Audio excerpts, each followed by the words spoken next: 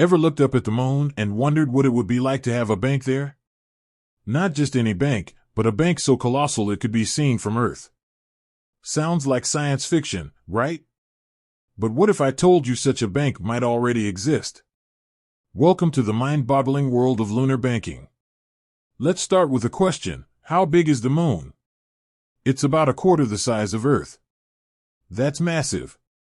Now, imagine a structure on that massive body that's so enormous, it's a significant part of the moon's landscape. That's the kind of scale we're talking about when discussing lunar bank. But why would anyone build a bank on the moon? The reasons are as vast as space itself. First, resources. The moon is a treasure trove of minerals, helium-3, and other valuable materials. A bank built there could serve as a central hub for lunar economy, handling transactions involving these resources. Second, real estate. The moon is the ultimate in exclusive property. Imagine owning a piece of the moon. A lunar bank could be the epicenter of this celestial real estate market. Third, security. There's no place safer than the moon.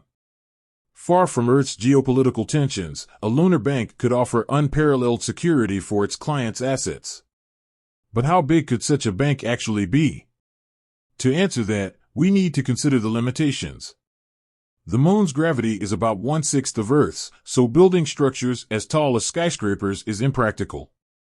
However, we can go wide. With vast, open lunar plains, there's plenty of space to build a sprawling complex. Some experts speculate that a lunar bank could be kilometers wide, with multiple levels dug into the lunar regolith. Imagine a city-sized complex, housing not just banking operations, but also research facilities, residential quarters for staff, and even tourist attractions. But what about the challenges? Building anything on the moon is incredibly expensive and technologically demanding. Transporting materials there is a logistical nightmare. And then there's the issue of power. Solar energy is abundant on the moon, but it's also interrupted by long lunar nights. Despite these challenges, the potential rewards are immense. A lunar bank could be a cornerstone of a future lunar colony, providing financial services to lunar residents, mining corporations, and space tourism companies. It could also serve as a gateway to interplanetary banking, handling transactions between Earth, Mars, and beyond. So, how big is Lunar Bank? The answer, for now, is speculative.